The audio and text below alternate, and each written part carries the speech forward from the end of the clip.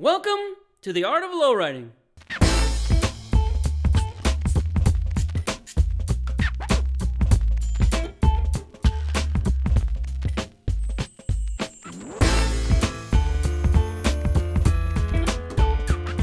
Hello everyone, I'm Daniel Ayala, and today we're in Ontario, California at Hoppos Hydraulics. Now Hoppos has been in business for over 20 years, and today they're celebrating their grand opening of their new location. And Hoppos has invited the lowrider community to join the celebration. Today we're going to get a chance to meet some great people and some incredible rides. Now I invite you to join us as we uncover the art of lowriding. I'm here with Jose in this incredible 67 Impala convertible. This thing is absolutely beautiful. And believe it or not, he drove this car to this event. Chrome undercarriage, chrome engine and all. This is a typical lowrider by today's standards, and almost full show by yesterday's standards. So, Jose, run us through your car. Let us know exactly what you went through. The paint, the interior, the engine, the undercarriage, the hydraulics, who did the work. Give us a kind of a background on what it took to build it, and what it looked like to start with. Well, to start with, was all I got was for $600 was a body and the frame. Really? Firewall? No, nothing. It was just the firewall, no engine, no fenders, no hood, no nothing. Oh wow. And no interior. No, the trunk was cancered out. The quarter panels were cancered out. The floors were cancered out. And what I did, I started buying, looking for parts, getting pieces, Piece by piece. Piece by piece. I mean, this car. And with a house with a wife and 6 kids. Man. It had to be done little by little. I didn't have a choice. my wife, she was with me full time. She supported me, and she's like, okay, we'll do it in a slow pace, And we started working on it. So I took the body off the frame, and I just had the rolling chassis. Nice. What I did is I took it all. Me and my brother, Sporty, we took it all apart in my backyard. And we just took the all rusted frame, we took it to inlet powder coat, the guy powder coated it for me, and at the same time I bought all new suspension, bushings, A-arms, tie rod ends. Mm-hmm. The differential, rebuilt it. I rebuilt everything. I took it all to get chrome. So you rebuilt the chassis all by yourself? Everything. Okay. Everything. So then how about the engine? When did that come into play? The engine was sitting on a stand, it was just the block. And I started buying valve covers, pulleys, brackets, carburetors, little bit at a time, every week. I would set aside $100 every week, and I'd buy me one part. The next week, I'd buy me another part. That's dedication. Yeah, and my wife knew I was spending money on it, but she knew it wasn't that much. Did you do the body work on the car first? Yeah, we finished. Well, it was just the body, and then I had these chromed. I had them sitting in my shed. Yeah, my fender wells chrome. I was sitting in my shed, and then the fenders, I had them already done. They were just on the side, and then the hood was done. It was just on the side. The trunk was done. The doors were done. I was just waiting for the rest of the body to be done. Mm-hmm. Finally, when we finished it, I took everything to the paint shop, and we shot the clear, the pearls, the flakes, and then I got that done, and then I took the car over to Mike Lamberson. So he did all the striping, so the striping's under the clear? The striping is all under the clear, yeah. Just to protect the striping and the murals, because the murals I did myself. I did this one right there in my backyard. You did them yourself? I did them myself.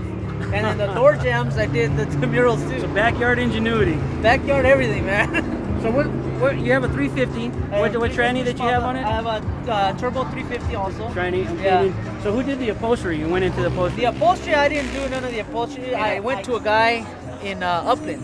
His name is Jesus from Dynamic Upholstery. Take us to the hydraulics. Who did the hydraulics themselves? I also did myself.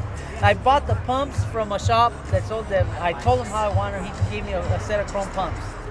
I was stuck. I didn't want to put the regular black lines. The hoses. So you did hard lines. So I did hard lines, but I had never bent hard lines before. You did it yourself. I bent it myself. I just went and I told the guy, look, give me these 2 fittings ends, flared, and then I'll just figure it from there. It looks like you have disc brakes. You have them all the way around, front, back. I went with disc brakes only in the front. Okay. I bought the conversion kit from our online source, and then I just put them on myself, and awesome. Left the rear the same. Didn't want to mess with it. The wheels? The wheels, I went with 13s, 13.7 standard lowrider style. All right. I couldn't Gotta have it. Yeah. Didn't want all chrome. I didn't Awesome. want nothing fancy. Just I wanted to stick to the original style lowriding.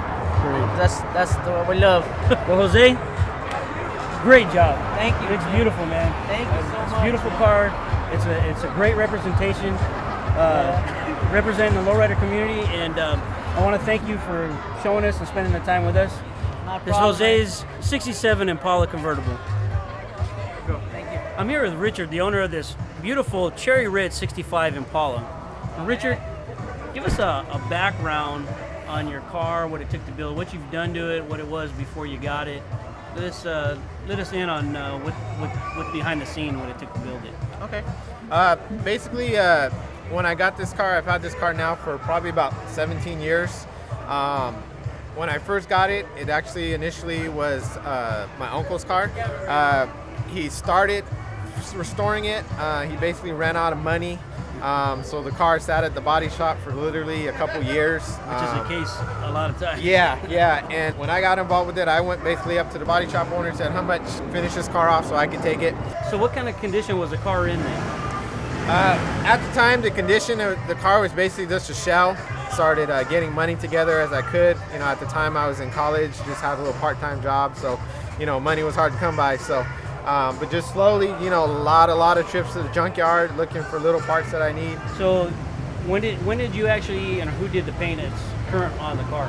The paint that's currently on the car was done probably about 2.5, maybe 3 years ago, and that was done at Maturo's Auto Body in Pomona, which is like right around the corner from my house. So when they did the paint job on the car, they painted the undercarriage. Did they paint the engine compartment? Yeah. He basically he pulled the engine. You know, he painted the undercarriage. He painted the firewall. Painted inside the door jambs. You know, painted the gas tank for me. Painted the frame. It wasn't a frame off restoration because I really didn't have enough money to go that far with it, but he was able to paint, you know, the undercarriage and everything. So when the trunk was modified, the trunk was already modified actually. When I did take it to get repainted, the new body guy actually tweaked it a little, so the lines lined up a little bit better. So he got it to line up better, but it was done by the original body shop. Did that. And then the sound system. The sound system I put in. Through stages. Initially, I started with basically just mids and highs, and I had a little 10-inch subwoofer back there, and I rolled it like that for a few years, you know. And then once again, you know, as you come by more money, I got a little more money together, so my mids and highs were good. So I just put 3 subwoofers in the back. They built a custom box. Who did it? Radioactive Auto Sound did it, and like I said, that was about a year ago. When he did that, I had Art from Hoppos do change around the hydraulics a little bit because the way it was, I had to change it to get the stereo system and everything to fit in there. So he redid the hydraulic. So he redid the hydraulic configuration. All the parts were basically the same. He just built a new rack and changed it up a little bit. And the engine? Like I said, the engine was rebuilt by my neighbor, so that it runs really good. It's still a stock 283. Tranny put in a 700 R4. Oh, nice. It's night and day. Oh, yeah. I mean, it shifts. You can't even feel it shift. It just goes continuously in one gear to the next. The freeway is like, you know, the engine's low RPMs on the freeway, especially, you know, running 13s. You go on a power glide and your RPMs 13s, you got gold-plated 13-inch wheels on there? Yeah, they're gold-plated nipples, gold-plated hubs on there, 13.7 roasters. Oh, and the engraving that you did. The engraving, I recently had my upper A-arms engraved by an engraver by the name of Hernan. I just recently did my suspension a few months ago, so that's kind of where I'm starting my engraving at. Richard, thank you for showing us your beautiful car. And Danny. Appreciate it. All the hard work you did, it's worth it. It's beautiful. Thank you. Thank you, Danny. Richard's car is another fine example of today's lowrider. I'm here with Art and Alex, his son, owners of Hoppos Hydraulics. And I want to ask you, Art, to give us a background of where you started and how you got to where you are today. It started in the early 80s, actually in Walnut, California. That's where I started doing the mini trucks, bugs, and then it led into the lowrider stuff. We moved the shop to Ontario in 1989 into a real industrial building, and that was the start of Hoppos. And so how long did you stay in that industrial building? The first shop in Ontario was located off of Palmetto Street in Ontario. We were at that building till 1994. So how big was it? How many guys did you have working for you at that time? It was a one-man operation till 1994, and it was about 1,300 square feet. And now? And now we're in a 7,000 square foot building and getting ready to open our second location with the machine shop. Awesome. And now you have your son working with you? Yes, I have my second generation son right here, Alex. He's the next in line, and with a little younger mind, with a little more creativity. Okay, now give us a kind of a background, or maybe just like a real easy glance of what the different setups between an air setup and a hydraulic setup. Conventional hydraulic setup consists of an electric pump, which is powered by a set of batteries, which flows the fluid from the reservoir tank to the actual hydraulic cylinders. And that raises the car. And that raises the car up and down, correct. And air? On air is kind of the same concept, but it's an air compressor that's pumped on. Stored air is released into the air valves, which picks up the airbags. Awesome. You know, dispel a myth for us, because a lot of people think if you have hydraulics, you have to have a bad ride, and air is slow and just kind of goes up and down. So tell us. The myth about hydraulics and the rough, stiff ride, it falls back a lot onto installation. A lot of guys will cheap out and take a pair of stiff coils, cut it in half, put it front and back. Instead of using the proper coils and proper shocks, you can maintain a soft ride on any car as long as you take the time and build it correctly. Tell us what kind of work you do here besides the hydraulic and air ride setups that you install. Type of suspension work that you do. We do a lot more than just your basic air and hydraulic jobs. We also do full chassis fabrication and chassis builds, along with 4-link suspension and anything related to suspension and framework. We do it here. Anything chopping and remodeling and anything like that, we do. So one-stop shop for suspension modification. Definitely. Correct. Okay, let us in. Are you working on any special projects? New pumps, anything special that you guys are developing? There's a couple new things we're working on, of course top secret, but there's a couple things that we did just debut.